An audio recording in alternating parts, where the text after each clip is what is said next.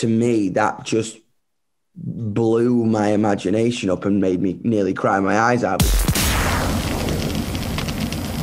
Well, how are you doing? I'm very well. Are you? Yeah, me too. Holding up well. You're quite busy, right? Because you're currently doing a lot of streaming, lots of streaming tours. Bro, it's crazy, man. Like, as I say, it's so weird right now, but it's kind of been busier than ever, which is kind of bizarre. But I think as soon as this kind of whole thing kicked off, I said that. I was like, let's just try and stay as busy as possible and just keep connecting to everyone as much as we can. You know what I mean? Yeah. And do you feel like it's working, or at least as far as your expectations go? It's crazy. I feel more connected to my fan base than ever right now. It's so bizarre because I think I wanted to kind of express the idea that just because we can't touch each other don't mean we can't feel each other. You know, and it's kind of funny. I'm so tight and close with my family, my fan base. Me going off the grid for 6 months sounds like death to me. Do you know what I mean? We're so close that I just need every day to get up and connect to him. You know what I mean? Yeah, I get that, because you just need the reassurance. Actually, that's quite interesting because, you know, for musicians, I think it's maybe always like a balance between expression and impression, because you know, it's important to have your message and to express yourself, but also to have an impression on other people and just to receive the support back, isn't it? Completely. And that's it, man. It's like, I always wanted Yungblud to be a conversation. I always wanted Yungblud to kind of allow people to feel like they have like they have a voice, and what they have to say is important. That's all that matters to me, you know? And are you like, if there's a bar, like from 1 to 10, how successful are you doing right now? What do you think? Where do you if there's a bar from 1 to 10, as I say, I think it kind of, I got an incredible fan base. We were about to go on a massive tour. I love them so much. Everything's going up every day, and all I care about is reaching more people and just making them feel like it's all right to be who they are. Do you know what I mean?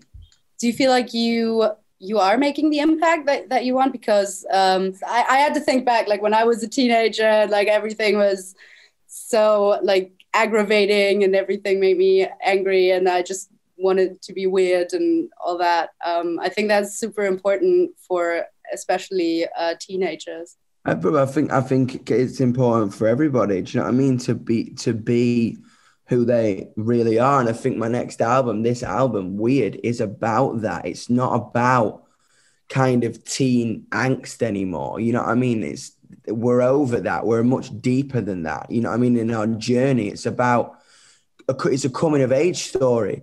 You can come of age at any age. You can be 75 and finally figure out that, oh, wow, this is who I am. And it's taken me all these years to figure out who I am and to kind of be able to express who I am.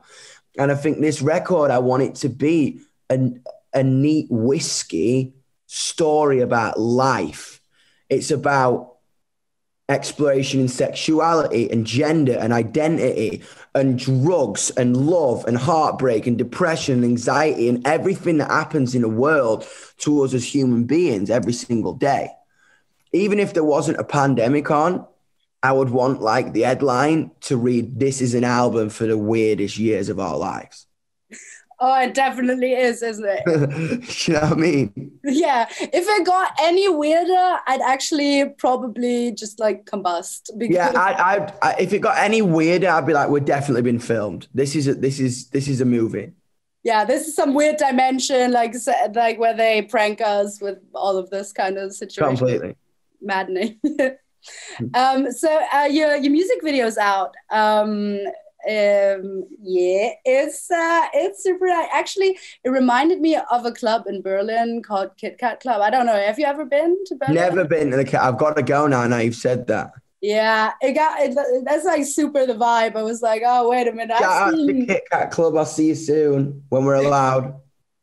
Yeah, let's pray.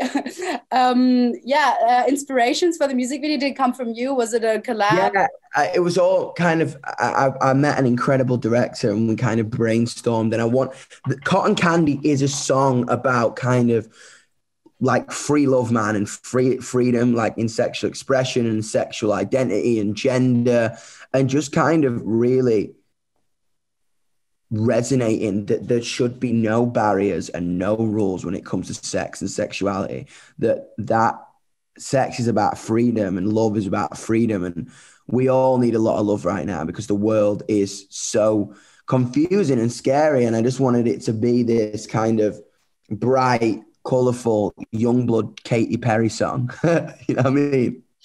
Yeah, just like glitter and pink. That's what I was saying. Lady Gaga, Katy Perry, David LaChapelle, all that jazz. You know what I mean? Yeah.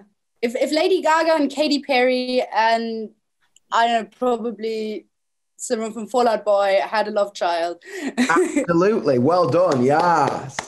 That could be the one, actually. Is there any other influences to your music that inspires you?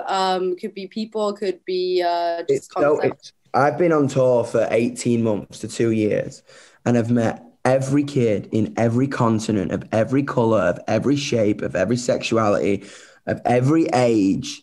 And this album is their words, completely their words. And how their words impacted my life and my head and my growth. And I just put music to their words. So it's all about them. All the stories on this record are about them. Have you, were there any stories that completely surprised you or took you off guard the way you wouldn't expect? Dude, there's a song called Mars on the album that probably this story was this young girl, young trans girl who came to a show in Maryland.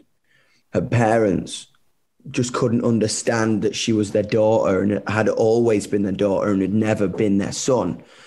And she was having such a hard time with her family and her parents and school, and everyone just couldn't accept her for who she really was. She said to me, she was like, if I get my parents potentially to like a Yungblud show and let them meet my friends and let them meet my people, then they might understand or have an insight into kind of my generation and what we're about and kind of the accepting need for equality and acceptance. You know what I mean? And she told me that her parents came to the show, saw kids like her, and it completely changed the whole perception, and they accepted her as their daughter. And to me, that just blew my imagination up and made me nearly cry my eyes out, because it's like a community of people.